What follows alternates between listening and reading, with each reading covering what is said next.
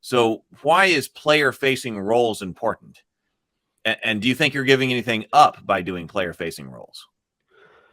So I'll answer the second question first. Okay. Some game masters may not necessarily like the idea of I'm not going to be rolling a whole lot, but Vagabond allows you to also roll d20s if you would like to. It just, I personally feel like keeping the players engaged is more important than the micromanagement of the game master, right? If they're having to pilot, if there's like a big horde encounter and they're suddenly piloting 12 monsters against 4 of the different players and they're having to track this, this, and this, and this, or whatever, I would rather take that mental load off of them. I would rather take that mental load off of them and then let them choose to engage with that if they would wish, right? Now, on the flip side of that, the other question was player-facing roles, mostly player-facing roles. This was a huge thing that got incredible feedback in playtest, making it to where players are rolling for their attacks and their defenses was making players feel more engaged. Like even on the enemy's turn, I'm able to influence the way that certain things happen. I'm not just like, oh, well, it hit this number and now I take this damage and then that's that thing's turn. There's no longer a wait. It feels like the enemy turn is even still active for the players, right? So other systems have been doing this. I mean, I think the one that was the most successful to do it so far is Merkborg, where they're trying to keep combat feeling frantic and quick and grim, right? Merkborg's whole aesthetic is like just dark meat grinder in a sense. And I was like, I love the feel of that franticness because combat should feel frantic. And I would love for the players to really feel like they are in the combat. They're not taking their turn and then waiting 20 minutes until their next one comes around. And I do hate that. I hate that. I want them to feel active all the time. And this has made things feel way active. Well, there's player-facing roles, and then there's something like active defense. Because you could say, okay, the game master is going to roll to hit you by the skeleton, but then you've got to roll to defend. That does, there's something to be said for that. There are also negatives to that.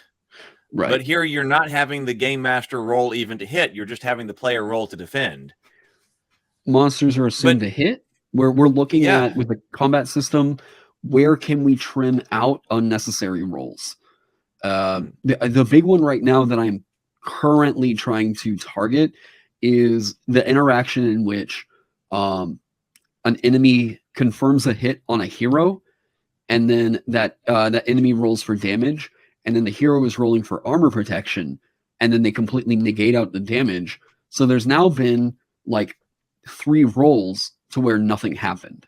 There's calculations for nothing to progress, right? There's not, so I'm like, that's the one thing about combat that I've looked at that I'm like, we need to remove a roll there somewhere. We need to figure out how to remove a calculation. So this is what I mean by like, we're trying to streamline it and make it to where combat is going to be fast.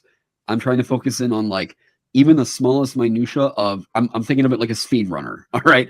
If I can find like 2 seconds to shave off of a run, I'm going to try and find it. Right.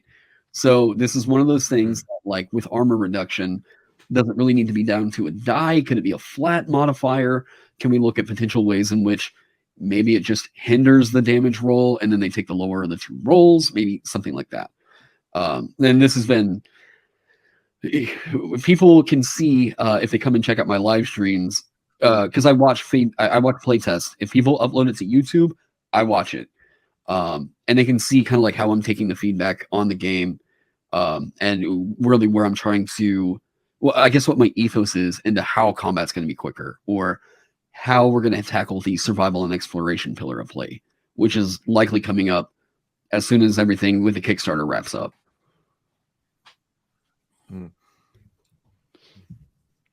I absolutely hear you with what you're saying. Is like, hey, we can do a whole lot of the rolling and we can do a whole bunch of calculation and we can do a whole bunch of modifiers and whatever else over the next 5 minutes. And if the end result is, hey, you know what? Nothing happens. It's a That may waste. not be great. That is the path to slog, right? That is the path to we have a drag happening here. And I can extend that to even like whole elements of combat, because you could even do combat, which was one of my complaints with 5e when I was playing it with them, is that you can go through a whole combat, but okay, you lose these spells, you lose these hit points, whatever, then we take a rest, and okay, the end result of that combat is that nothing actually mattered. Right. Is that good? Right. Arguably not. Yeah, I want to think. I mean, with Vagabond, if you look at the resting system as well, it's like it's not just going to be the thing of. I mean, I know everybody likes to say, this is going to be more cinematic combats or something like that. I personally, I come from more of a like resource management and war game background than I do like traditional TTRPG. Right. I mean, one of my favorite games of all time is Settlers of Catan. Like, that's me, right?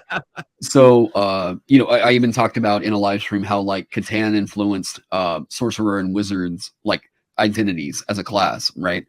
And whenever I'm thinking about like 5e, it does actually, now that you say that, it does feel a bit more like a resource manager hidden inside of a light combat sim. And there's a YouTube video in there somewhere.